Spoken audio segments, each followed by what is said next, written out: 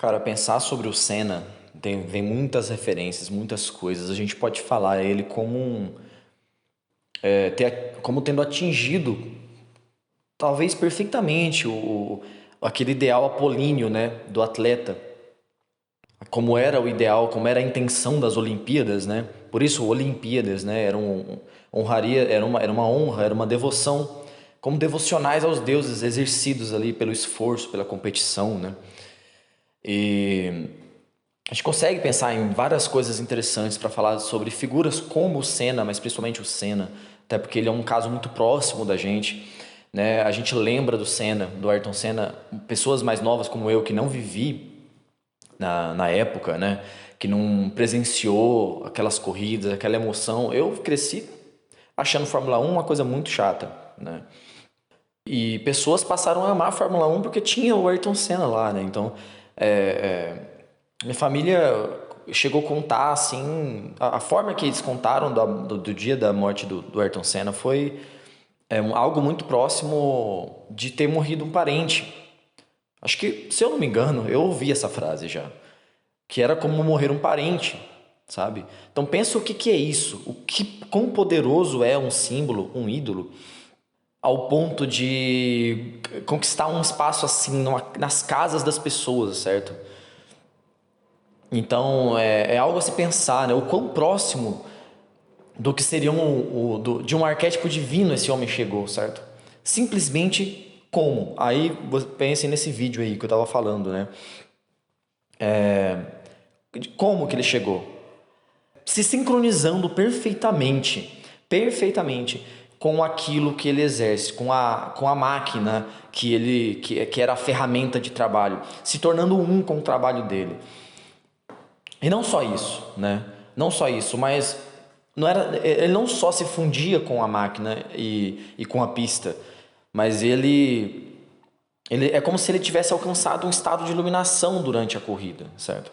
Em que a corrida que cheia de curvas, tortuosa, era um túnel. Samurais descrevem, né? Samurais sábios, escritores, já chegaram a descrever, eu não vou lembrar agora o nome de um para que eu possa citar, mas que ele chega a dizer, não é o Musashi, mas o Musashi também tem, ele descreve coisas nesse naipe aí, no último capítulo do Gori no Sho, né? Mas tem outros samurais que chegam, e um outro que eu não estou lembrando do nome agora, que chega a falar dessa visão clara, né, desse movimento perfeito em que você é invencível, né? É uma paz no momento daquele conflito. Então, quer dizer, eu estou falando de guerra, não tem nada a ver com corrida, mas porque eu estou querendo tirar um ponto específico disso, né? Uma reflexão disso, que é um momento de esforço tão tremendo que você transcende a humanidade, que você transcende o que é a concentração em algo. Não estamos falando de concentração em algo, de hiperfoco. As pessoas usam termos, né? Hiperfoco, estado de fluxo. Esses termos, essas coisas, elas vão descrever até certo ponto.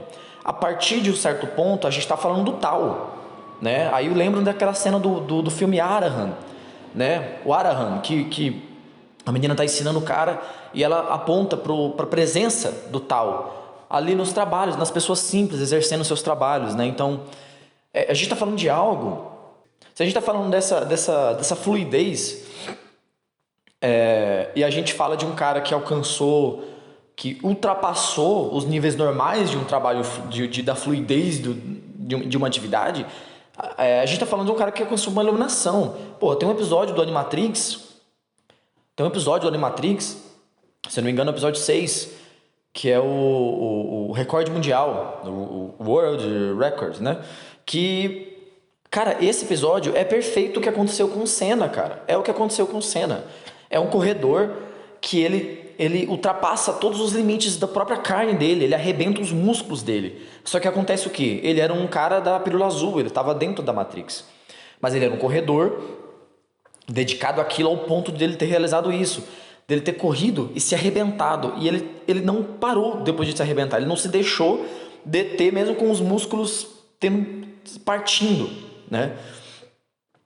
Ao ponto de que ele conseguia correr com o tempo parado, né? Porque os agentes Smith viram que ele estava transcendendo através do esporte. Olha como é genial esse episódio. Ele estava transcendendo a Matrix pelo esporte, alcançando o estado de iluminação. Entende? Quando o Tao fala da não ação e fala que o Tao não pode ser descrito, você já entende que ele não está falando de não fazer nada.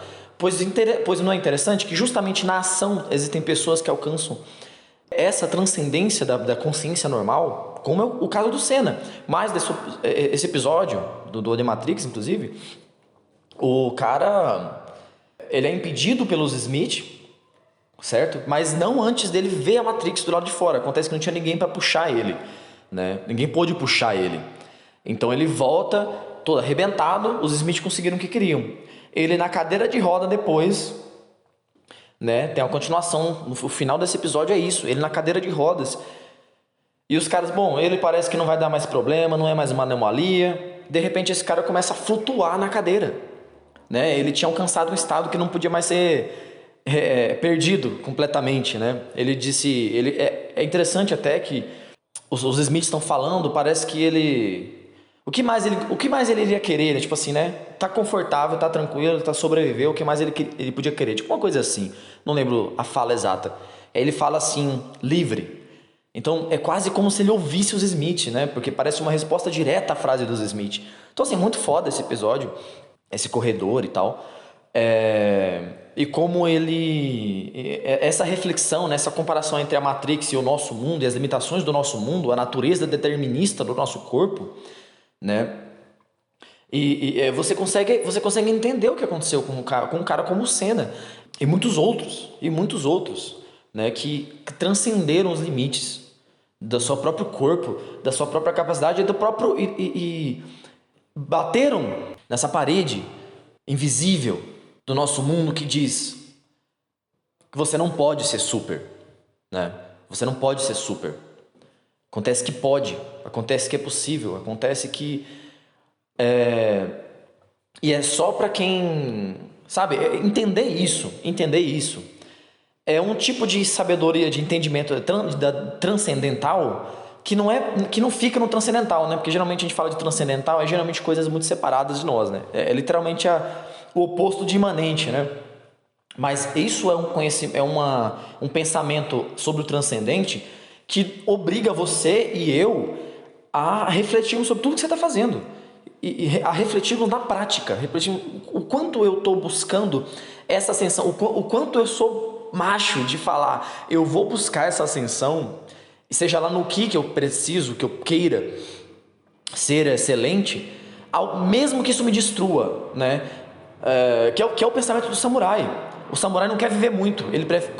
Antes de envelhecer, ele prefere morrer na guerra ou cometer o harakiri, né? O Yukio Mishima, ele tem uma fala, entre muitas outras falas, né, a respeito da morte honrosa. Ele fala que, mesmo quando jovem, ele queria ser como um foguete, como um fogo de artifício, que acende aos céus e explode de forma brilhosa e bela, né? Esse é o trajeto de Ayrton Senna. Ele foi um foguete e ele foi impedido, né? Isso é o que o Yukio Mishima nunca refletiu, porque não era o papel dele, né? E se a morte pudesse ser transcendida? E se a ascensão e a luminosidade pudesse ser conquistada sem que o corpo pereça? E se esse mundo for possível? Não é o ideal que vale a pena, pelo qual vale a pena morrer? Tentando alcançar, né? Enquanto existe a morte, o Yukio Mishima tá certo, entende? E por isso que é muito foda como essas coisas se relacionam, como a gente consegue refletir sobre o Tao, sobre o herói solar, sobre tudo isso, num único contexto, né? E principalmente, refletir como a gente tem uma responsabilidade depois que a gente pensou sobre essas coisas, né? Como a gente precisa... Bom, o quanto eu busco isso, o quanto eu estou disposto a romper, seja músculo, seja conforto, seja o que for, para para tocar o divino, nem que por um instante, para quebrar as grades do mundo, né? Que nunca vão quebrar enquanto a gente se condiciona ao conforto, ao normal. E bom, não é para todos, mas esse é o tipo de gente, é o tipo de cara ou de personagem em que eu quero me basear e que é nada mais nada menos do que o Bushido, né? O caminho do samurai, que deve ser breve e belo como a flor de cerejeira.